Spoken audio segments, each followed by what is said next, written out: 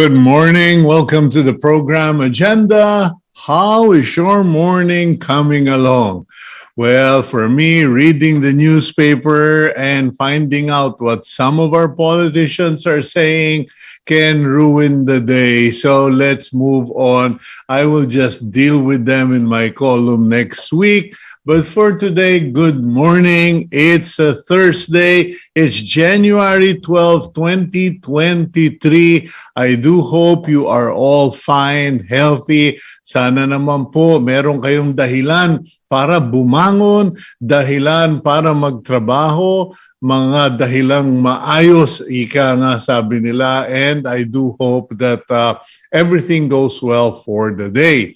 I'm your host, Cito Beltran, thanking you for joining us here on Agenda and thanking you for being subscribers of Cignal TV, viewers of Channels 8 and 250, and of course, patronizing One News. Maraming salamat po dun sa mga nanonood sa Facebook and on YouTube. Okay, and of course, PLDT Home Fiber Optic Internet. Okay, fiber optic tayo. Yeah, correct. Fiber optic internet. Kasi kahit saan po tayo pumunta, basta may PLDT Home Fiber Optic Internet, pwede ako magprograma. Okay, now let's go to the day starter. Simple laang. Very simple, my friends. Find the things that make your eyes light up. Do more of those. Okay, ano ba itong find the things that make your light up? Magsisindi, mag-iilaw ang mga mata mo. No, it's a figure of speech when you go through life or today, make a list. Make a list of the things that you enjoy, that makes you happy, that makes you excited, that makes your eyes just like really light up and look forward to it. And then write them down and do more of those things. Kasi po, many of us just carry on with our daily grind.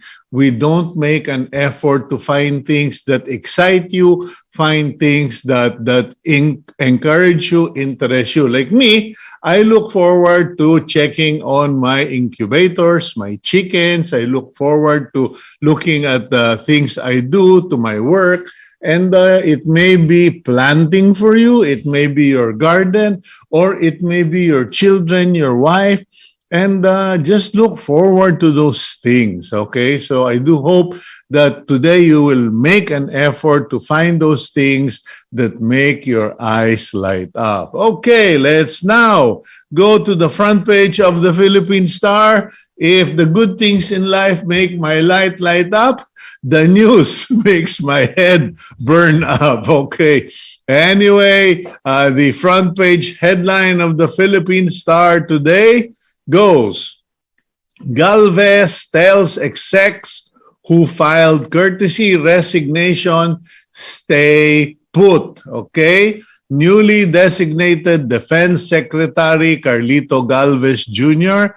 has asked senior officials who filed courtesy resignations in the aftermath of Saturday's change of command in the military to stay put as he intends to lead a solid one defense team.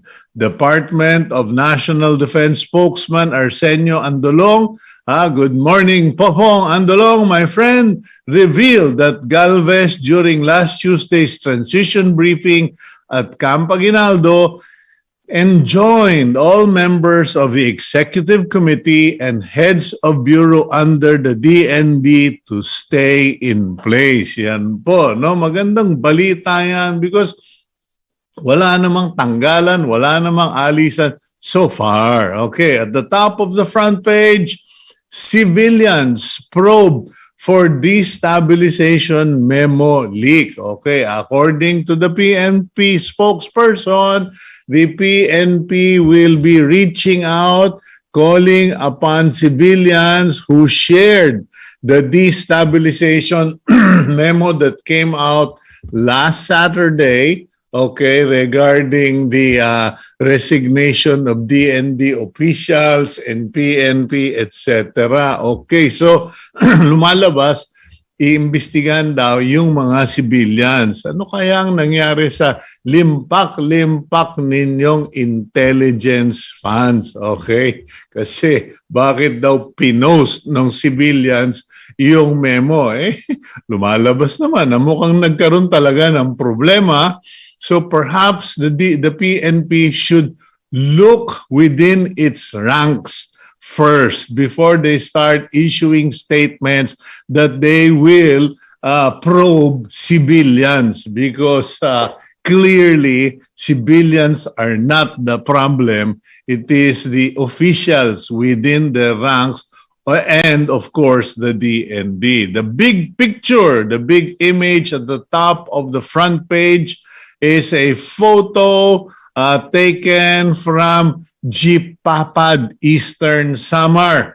That is flooded, was flooded, and that photo there is of a Coast Guard personnel rescuing two children, two infants or toddlers using a palanggana. Okay, yan po, na dito sa Pilipinas, SOP na yung palanggana, wash basin, is now a life preserver or a rescue tool. Anyway, the President Marcos ordered the DPWH to find solutions to perennial problems after 3 failed attempts to land in Osamis yesterday, and after surveying the extent of floods there in eastern, I believe that is Eastern Samar, if I'm not mistaken, in the town of Jipapad, Eastern Samar. Okay, yun po, no? The center photo, meanwhile, is a photo of workers, of a worker doing restoration and producing garments for Santo Niño. Ayan po, mukhang kasi January is the month where Catholics and followers of the Santo Niño, of veneration to the Santo Niño, celebrate the Santo Niño. Okay, meanwhile, Senate, NAIA shut down inquiry to be like a criminal probe. Medyo napakamot po tayo ng ulo. This makes your head itchy, my eyes. Medyo a criminal probe. Okay, since when is the Senate supposed to be conducting investigation in aid of legislation, conducting investigation that will be like a criminal probe? Bakit? May napakulong na ba kayo? Okay, yun po ang tanong, because we keep hearing about all of these statements from senators. They will do this, they will do that. Just do your work, please. Okay, PNP, 70% of generals, colonels have submitted courtesy resignation. While Charlie Galvez in the Department of National Defense is not accepting the courtesy resignation of DND personnel, okay, the Secretary of the DILG, Benhar Abalos, has received 669 of the 956 senior police officials' resignation. Kumbaga, 30% pa po. It's tragic na we have to ask for the resignation of 956 officials to go after 10 or 30 or 50 generals and colonels in the PNP. Ang ibig sabihin niyan, mag-self-cleansing na kayo. Kasi kayong mga malilinis na mga pulis, bumabaho dahil sa mga kasama ninyong madumi. Okay. Meanwhile, the ICT selfie requirement for the registration of SIM cards will remain in spite or despite calls from a small group of protesters regarding data privacy, the DICT has stand firm on its requirement. Selfie as proof of person or identity when registering the SIM card. Okay, tama lang po yan para matigil na yung mga criminal acts. Okay, and then further down, the DA, Department of Agriculture, reconvenes panels for pork and chicken prices. In a special order signed last Tuesday, the DA reconvened the Price and Volume Watch Committee for Livestock and Poultry Technical Committee. Kumbaga, yung magbabantay daw po. Okay. Ang problema, it would seem that the DA does not have current, up-to-date data on the volume, supply, etc. Wala silang information regarding how much pork, chicken, etc., etc. there is in the market.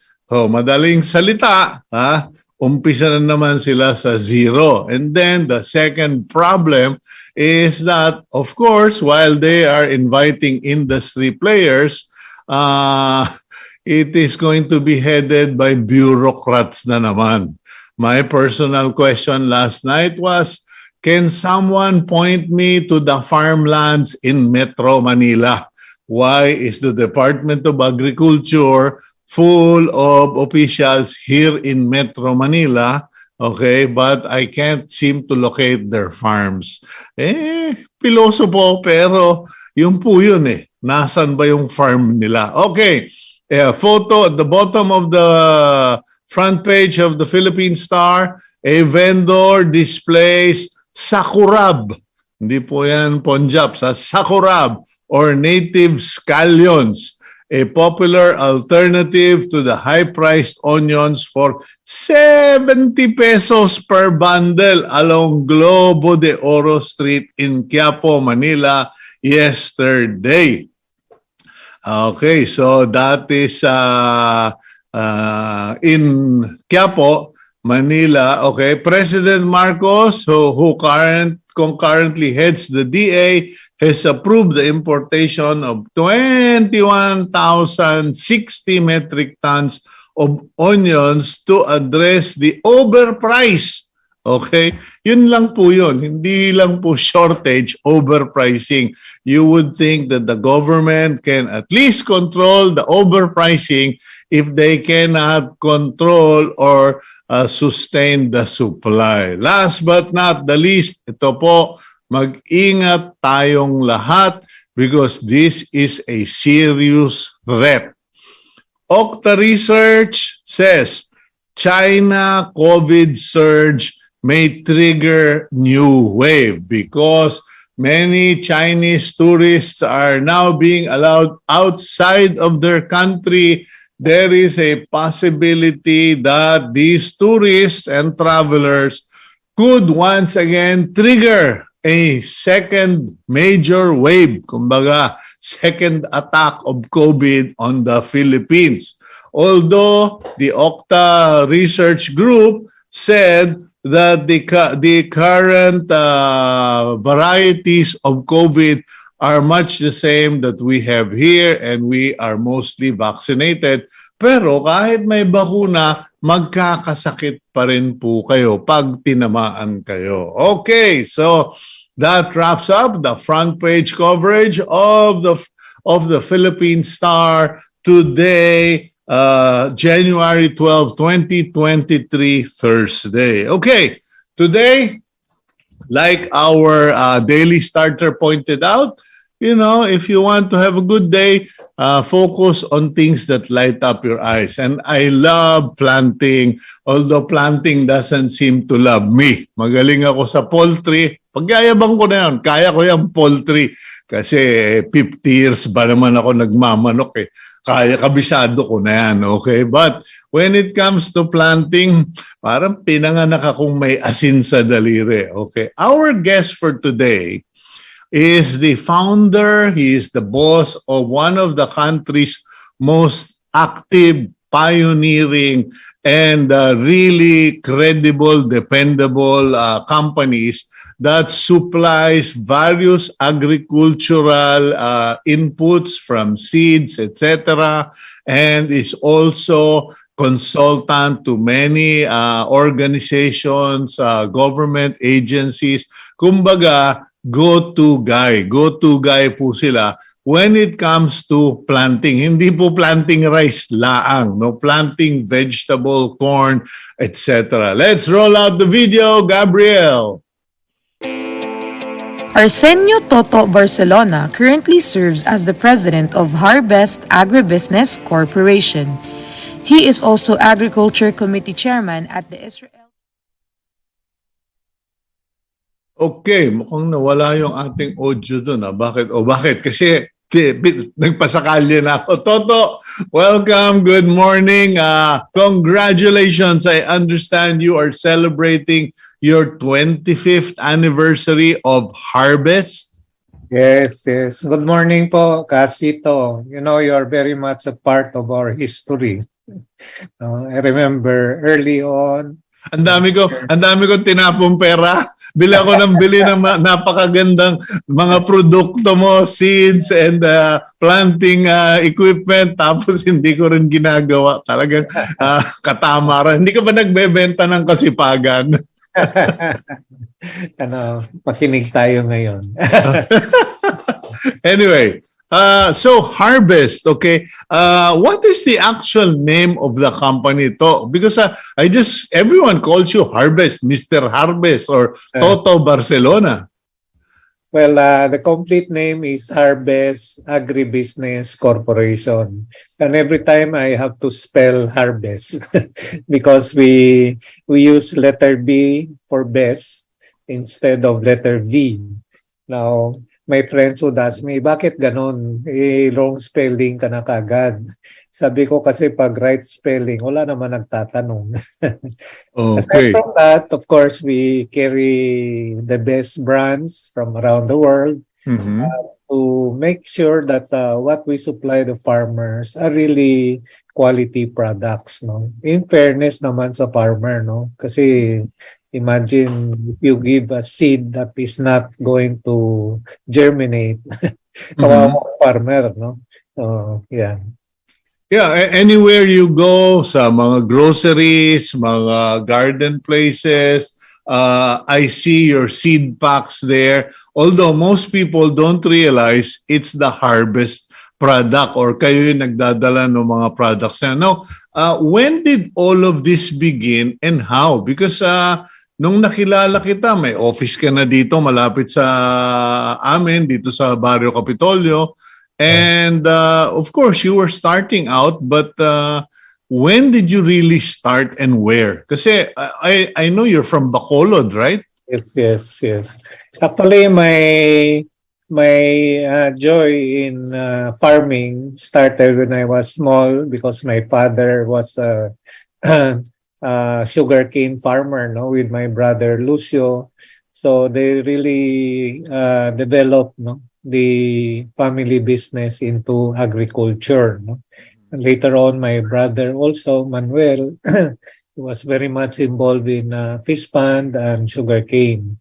So doon, early life ko, I used to go to the farm with my brother Lucio. No, bayaran yung mga sakada, I eat with them, their favorite mongo, mongo with alugbate, no. So, siguro, that was a starter. And Negros naman is really agricultural. But the opportunity came really and solidified my interest in agriculture when I was in Taiwan for 4 years. No, so What were you doing in Taiwan? I was working for a trading company, my friend, no, and then also I was helping Opus Dei sa Taiwan. So it was a complete change, no, of my life.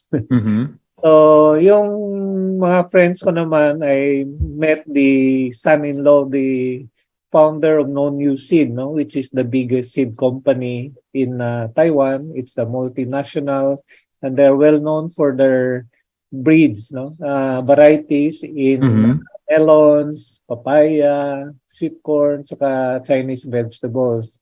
We became good friends, and then one day, well, before that, one of my pastime is during weekends I would go to the barrio. Binibiro nga ako ng mga kaibigan ko, baka makapag-asawa ka ng farmer. Sabi, Baryo sa Taiwan, ha? oh, yeah. So, Okay. it's really an eye-opener for me kasi alam mo yung kanilang farms maliliit, no? Very common you see less than 1 hectare, no? Pero intensive farming. Kaya Oh, marami silang mga greenhouses, no? mhm. In fact, So pasensya ka na, Toto, I will be interrupting you kasi you're teaching me something new all the time. I didn't realize that in Taiwan, the farms were less than 1 hectare noon, nung sinasabi mo. marami, ganun. Mhm. And I think one very good learning experience, and this can apply to our government officials also, is to learn how Taiwan implemented the land reform program. No, kasi Taiwan is one-third of Luzon. And yung per capita niya is almost $50,000. So, Mhm. yung sa the way they do things, I asked my friend, jokingly, ano ba ang formula niyo? Alam mo, very simple statement. We do things right. No, so yung education nila, no, very very serious talaga, no. When you go to a vocational school for aquaculture, you graduate after 2 years as an expert in aquaculture. No, so ganun ba? Mayroon talagang purpose, no, that sense of purpose. And then of course the respect for the teachers is really embedded in the Chinese psyche, no. Matagal na 'yan. 3,000-4,000 years ago, no, the Chinese society really look up to teachers. They're the number one in the ranks of profession, no, better than government officials.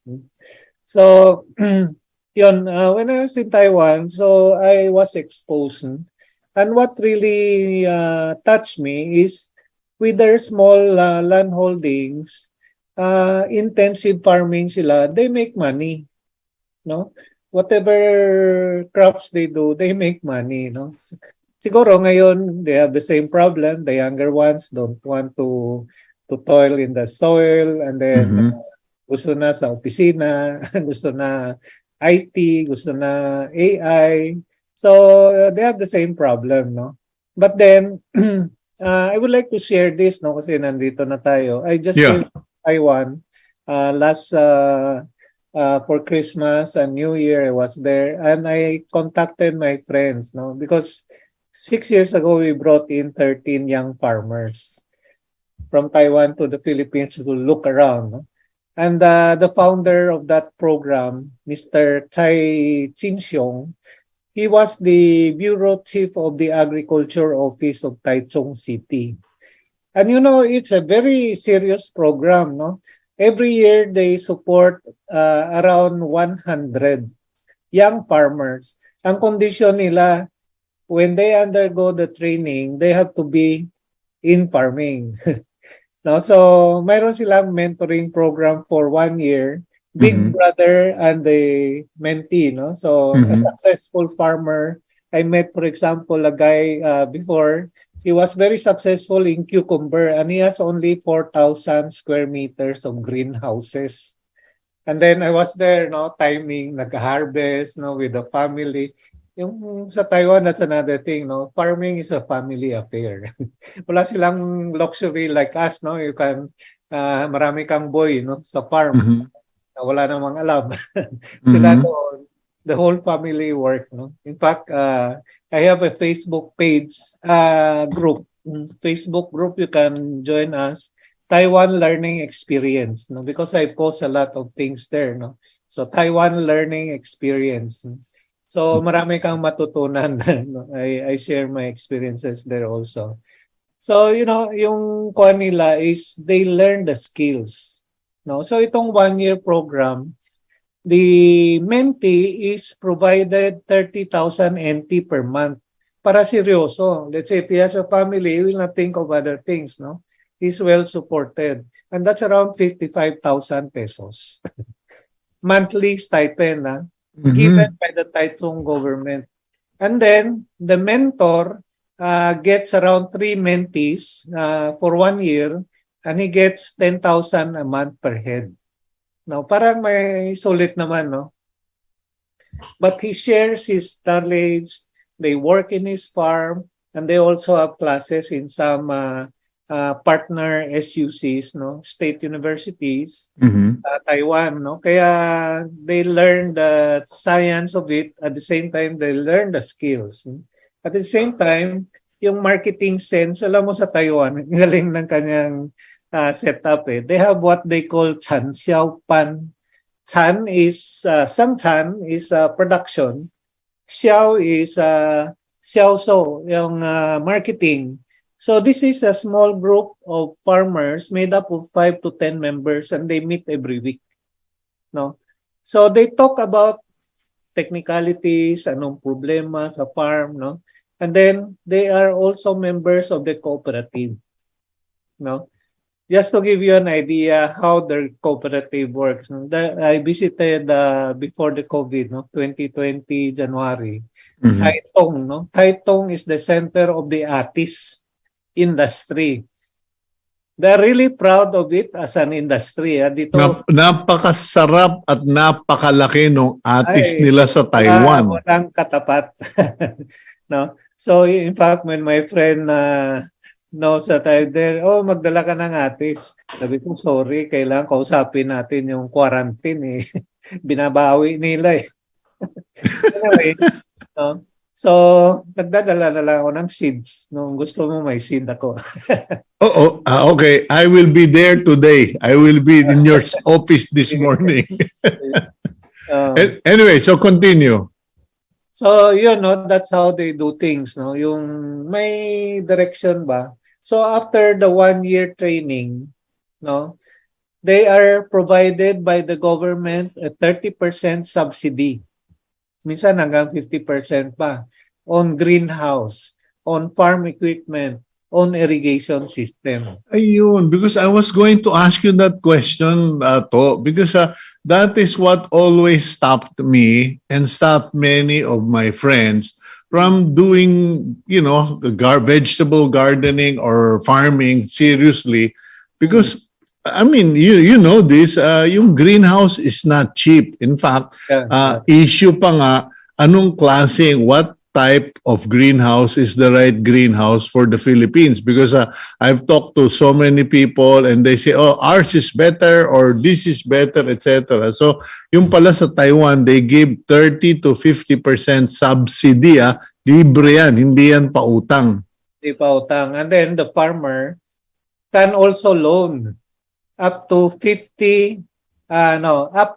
million NT dollars as seed money. So since he's only provided 30%, he can also use that money, get a loan, and then pay the supplier. Now, so this is a very important point of what I said. No, they do things right. Now, kung tulungan mo yung farmer, kasi yung programa mo is to develop young farmers to take the place of the aging farmers that we have, no? Hindi yung hanggang salita lang. No, pa-train mo lang sa farm school, no? Tapos na yung programa mo. Hindi. What they do is they make sure that this guy, after going through the 1-year training, he will be successful in what he plans to do, no? After. Kaya I would encourage you to look at our Facebook group, no? Taiwan Learning Experience, marami akong na-post doon. Kulang pa yan, I still have to continue posting. Okay. It's joy to me to share this kasi siyempre hindi naman lahat mayroong ganong opportunity, no, to hindi lang yung tourism, kundi to really touch base, no, with the farmers, with the implementers of programs, no, So it's a good sharing.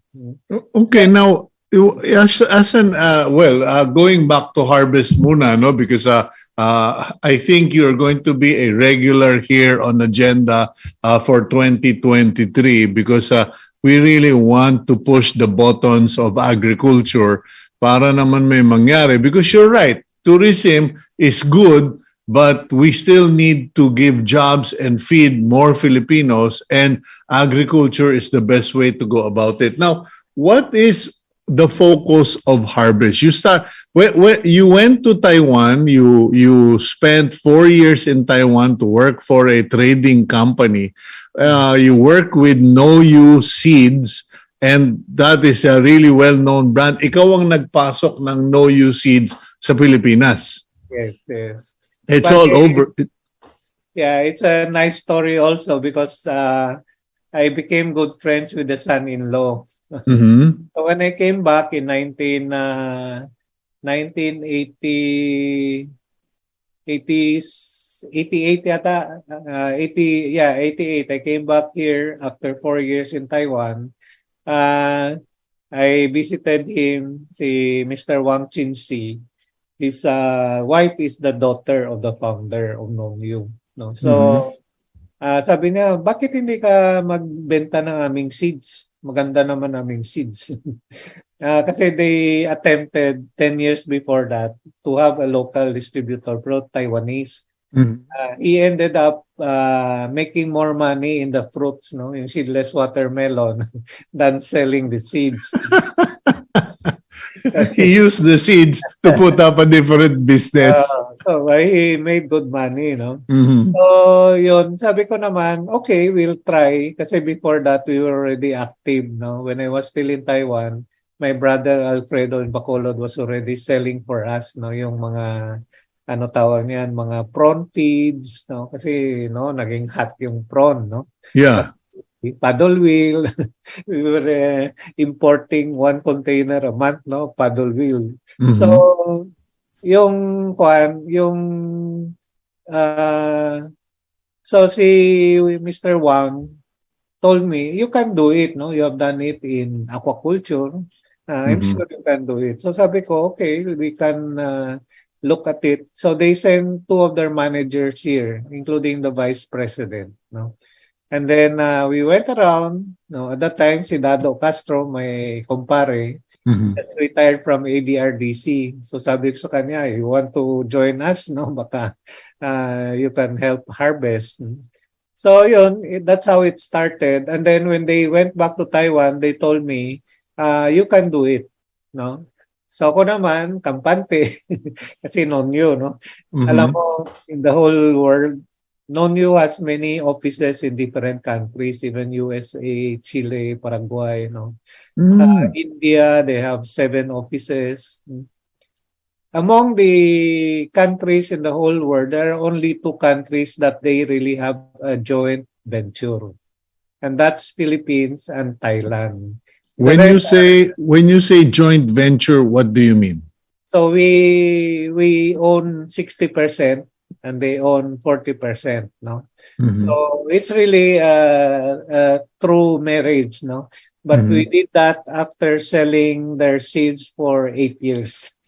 Okay, is it a joint venture because Toto Barcelona did not have millions and millions of pesos to put up the operation, or is it a joint venture because No New Seeds realize na once things take off in the Philippines, it is a pot of gold? Yeah. In fact, when we started our seed business with Nomyo, 1997. No, that was when we started Harbest. So I was telling the founder, no, Mr. Chen Wunyi, no, I was Mhm. telling, why don't we join venture na? Sabi niya, no, Philippine very small. So after almost 10 years of selling, and we were selling okay, now they decided, oh, let's have a joint venture na, let's formalize the marriage. Mhm. Oh, Parang tinesting ka muna. Ikaw muna magpasunog. so ako naman, of course, it's prestigious, no? Imagine, kapartner mo, the biggest seed company, no? Multi-billion. Mhm. And then, aside from that, we don't have to reinvent the wheel, no? They're going to send their Taiwanese staff, their technician, to set up the company. So I encourage my son and convince him, si Julius, Mhm. you'll be my representative in Non-You Seed Philippines, no? And he was there for almost 8 years. No? So he learned a lot, no? Because the Mhm. Taiwanese way of managing people, the policies, marketing strategy, magaling eh. May Mhm. mayroon talagang direksyon, no? Kaya we learned a lot from them and we became good friends. Okay, now so yung product mo now you don't have just no new seeds, you have so many products. Yeah. What was it like in the beginning, or and how do you decide on what you're going to bring to the Philippines or sell in the Philippines that will make a difference? Yeah, I think learning from Taiwan is a very important factor, no? Because when I go around the farms and I see how they do things, no? So when we started the seeds, it took us maybe 2 years to really convince Filipino farmers, no, to use our seeds. Kasi non-new seed, mga pakwan, melon, they're number one, no? But they're not cheap, no? So we have to tell the farmers, no? Binigyan ko ng seed, you plant it and then we teach you how to manage the farm, no? Mhm. And then aside from that, we show them how to sell it. At that time, yung when we started, yung melon sa Nueva Ecija ay maliliit, it sells for 2 pesos, 5 pesos per piece. And then, alam mo yun, bata pa tayo, ini-scrape yan, lagay sa ice, lagyan pa ng maraming asukal. Mhm. Masarap, no? Pero may asukal. So when we planted our sweet flavor then, mabango yun, then malaki siya, I said, we'll sell it at 20 pesos. Ayaw maniwala yung farmer. So, Mhm. nagpa-taste test kami, no, sa mall, and then pinakain. People are buying. And then we raise it to 40 pesos, binibili pa rin. Doon na Mhm. namuklat yung mata ng mga farmer. Sabi nila, ay pwede naman pala mahal, basta masarap. Di ba? So hindi lang seeds, hindi lang planting, may taste test pa. That makes perfect sense, you know. Kung nagbebenta ka dun sa mga pangpasalubong, di ba? Along the highway, dapat meron pala dong plates na merong taste test, parang ebidensya, eto yung pakwan namin, eto masarap. Oh. And then Okay. the next step was when we did a training program in Ilocos Norte and Ilocos Sur. Okay, hold that there. Let's go for a break, and when we come back, let's continue the story, and we'll be right back here on Agenda. Thank you.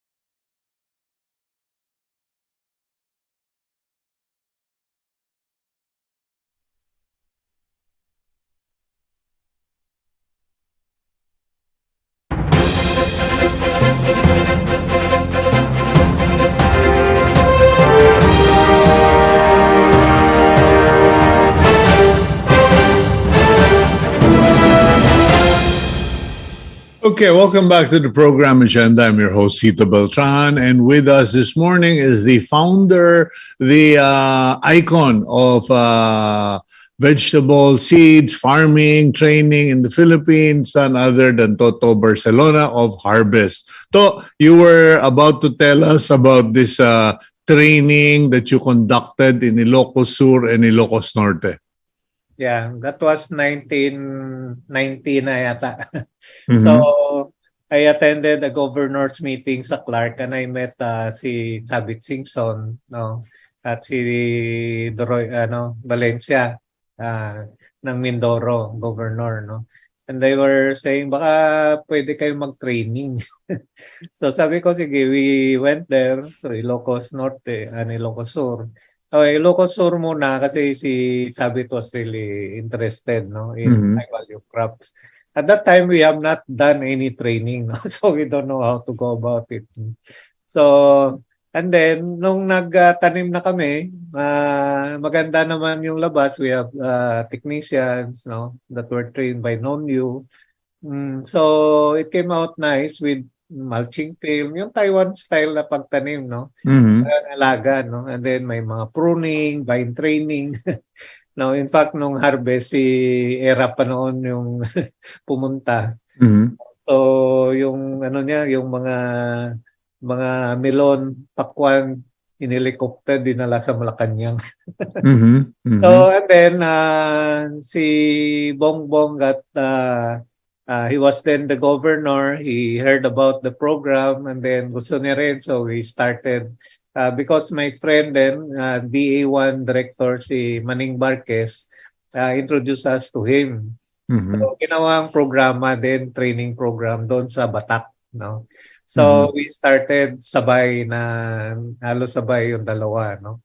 So during the Harbest Festival, we planted the golden honeydew. Ang ganda, no? So, mayroon akong box noon na Australian melon. Nilagay ko sa box. Nakita ni Go Bongbong noon, no? Sabi niya, ay, imported pala ito. Sabi ko, sir, imported from Batak. And then, yung comment niya kagad, ay, ito yung Marcos Gold na hinahanap nila. Pero in all seriousness to, those golden honeydew melon is all over the country now. In fact, I was in Sagada and I saw some of them there. Bumili ako and I actually finished it last night. Na they are really the best and they're really great. Masarap talaga yung feeling when you go to SM, supermarket, Rustans. Nakikita mo yung mga melon mo, no? Pero alam mo, what hurts me, minsan makes me sad is yung nakikita mo yung quality natin, malayo sa quality ng Taiwan at saka sa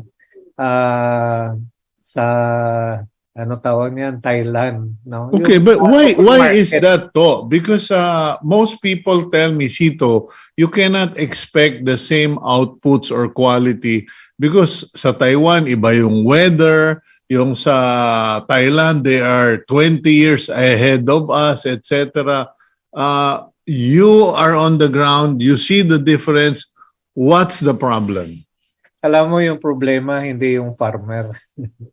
The farmer, there are many of them that are producing high quality fruits, melon, mga honeydew, pakwan, saka yung red lady papaya. No? Why can't you get them in the supermarket? Because the supermarket gets it on credit from the wholesaler. And then yung wholesaler naman, yun ang bumibili sa farmer. Yung wholesaler naman, minsan pinipiga yung farmer. So anong ginagawa ng farmer? My best quality, I'm not going to sell to you. I sell it in the highway. You go to the highway. No? That's where you get the best quality melons, watermelon. Bakit cash man?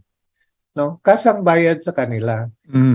Like another friend of mine, si Rico Batong Bakal, he produces one of the best tasting na honeydew, but you cannot find his products in the supermarket.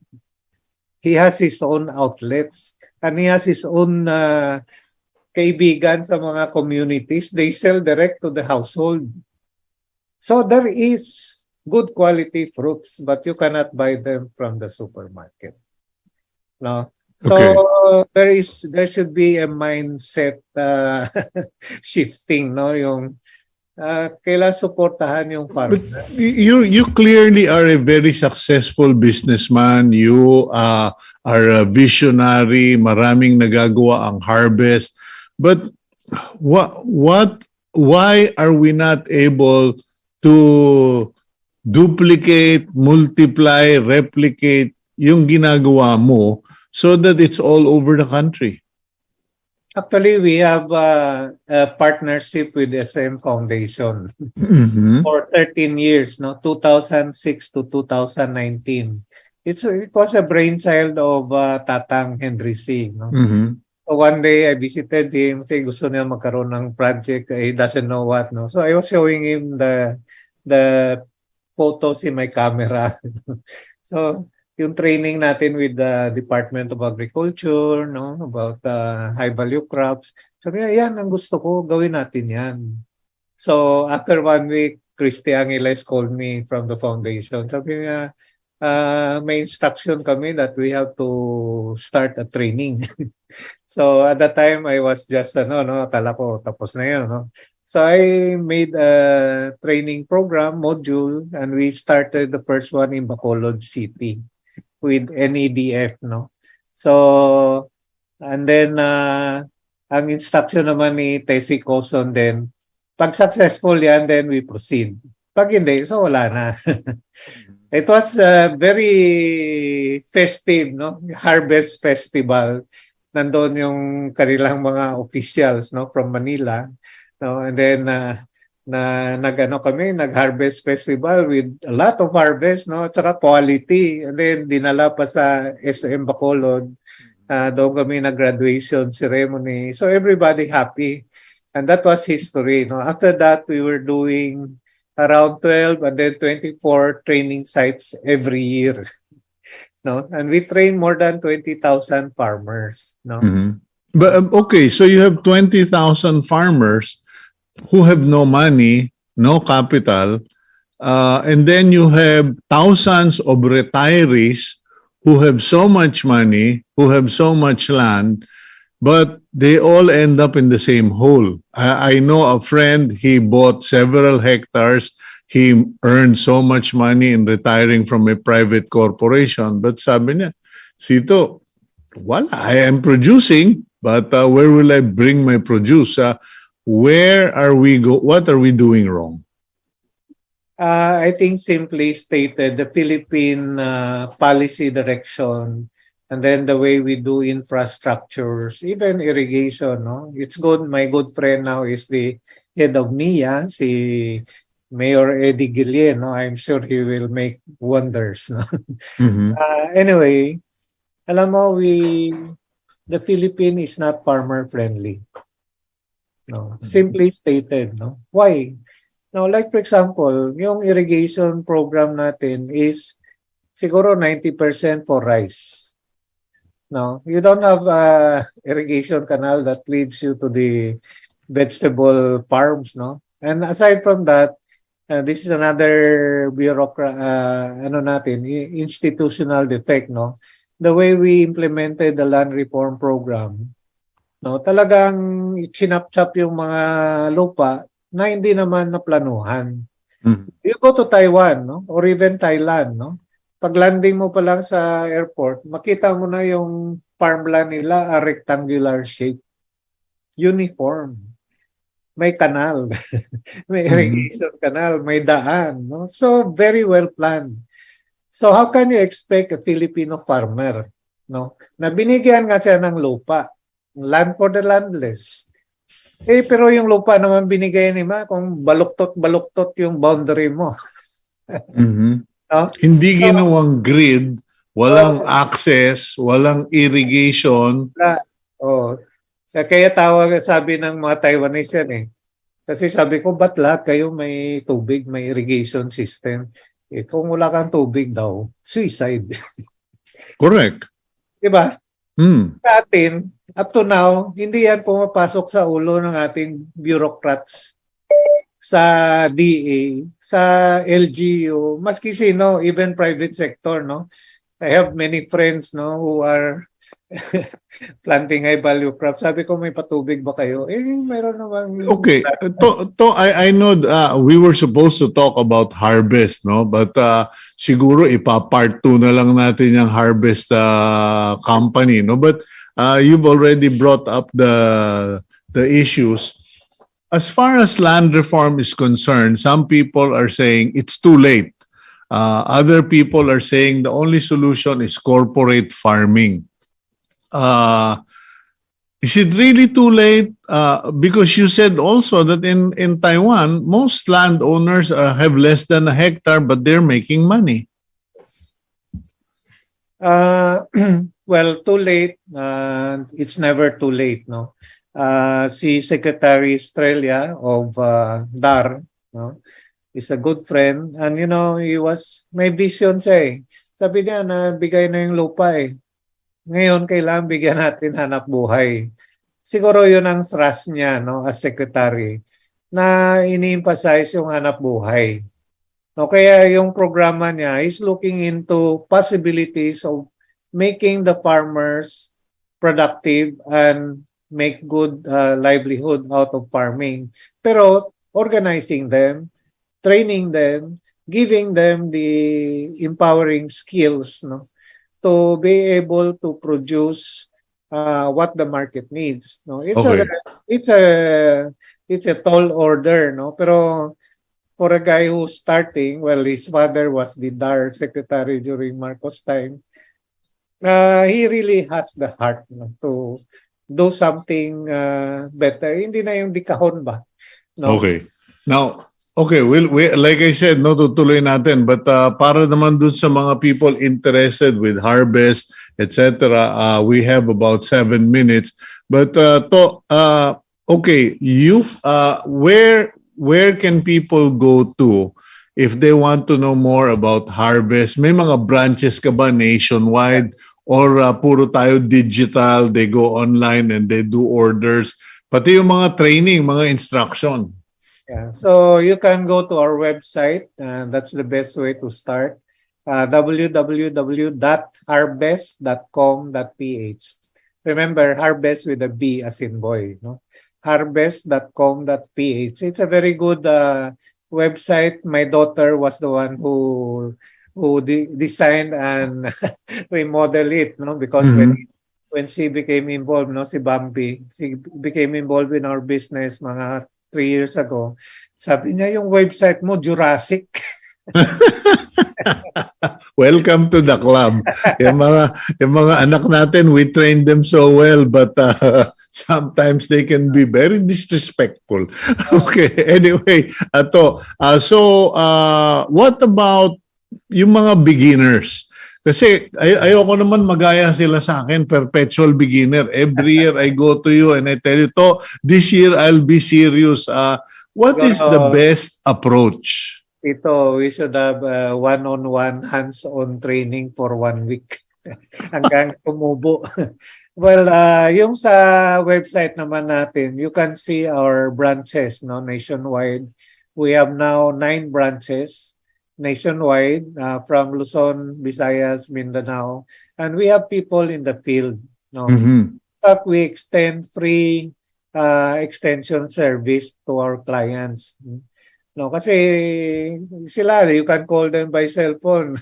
Magtanong ka, bakit hindi sumibol, no? Maraming tanong yan.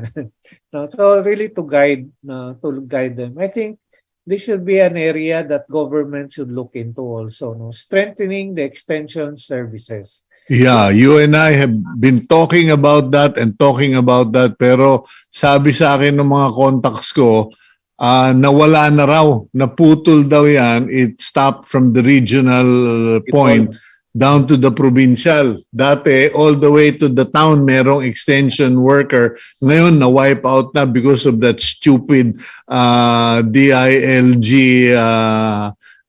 devolution law. So, kailangan, I think it should be restarted. At saka alam mo, nasa kamay ng mga local executives eh. It's how you do your projects, you do your program na seryoso, na may puso ba? O Mhm. pakita lang. Alam mo, wala yan eh. It goes back to you na hindi ka bobotohin kasi wala ka naman nagawa. No? A Mhm. very good example, I would encourage you. No? We have another Facebook group called Organic Agriculture Society of the Philippines. Organic Agriculture Society of the Philippines. We have 59,000 friends. No? And then one of the posting there is a YouTube interview with Mayor Eddie Guillen. He's now the Okay. administrator, and he mentioned how he converted Pidig, a very backward town, no, landlocked town in Ilocos Norte, with poverty incidence of 21%. In 6 years' time, he lowered it up to 5%. And he did it. No? He's the magician, no, of the convergence of Department of Agriculture, DA, DAR, Department of Health, DILG. Yung mga funding nila ginawa niya for his flood control program. Mhm. So yung program na yan, they impounded the water, but they made use of the water to irrigate. Irrigate. Okay. Ayun, Irrigate. kanya siya ngayon ang head ng National Oo. Irrigation Magaling Administration. talaga. Okay. Believe mo that.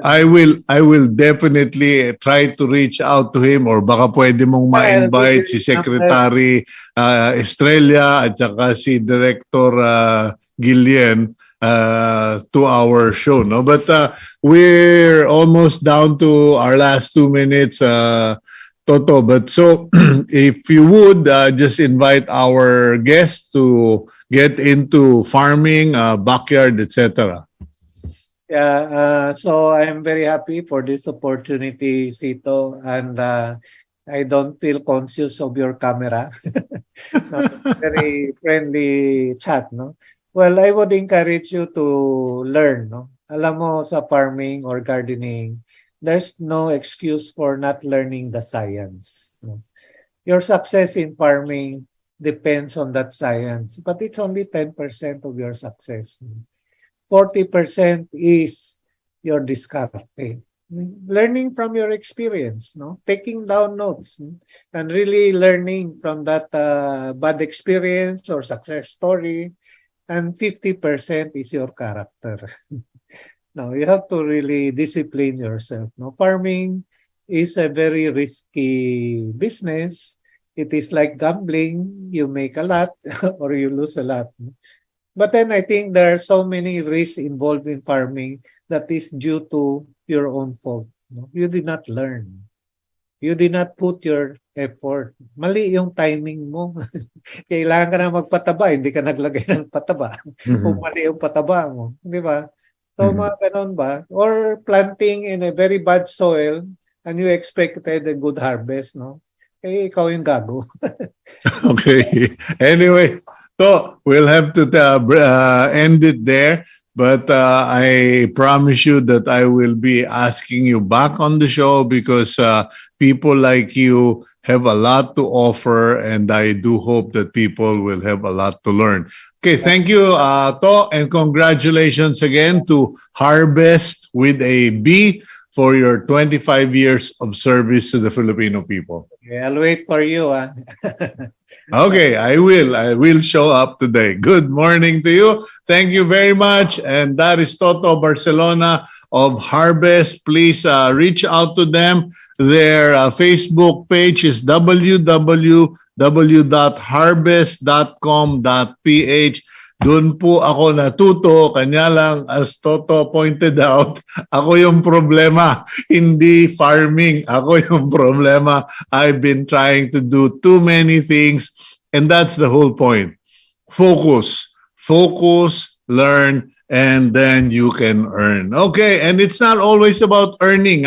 When you know you're eating your own vegetable, you know you're eating safe. Walang gamot-gamot. Okay, let's now go to our closing blessing for the day. And it goes, okay? I pray that God visits your home today with healing, blessings, and miracles as we observe our annual week of prayer and fasting. My prayer for all of you is that you receive God's miracles, transformation this year, 2023. Please keep it here on One News. God bless all of you.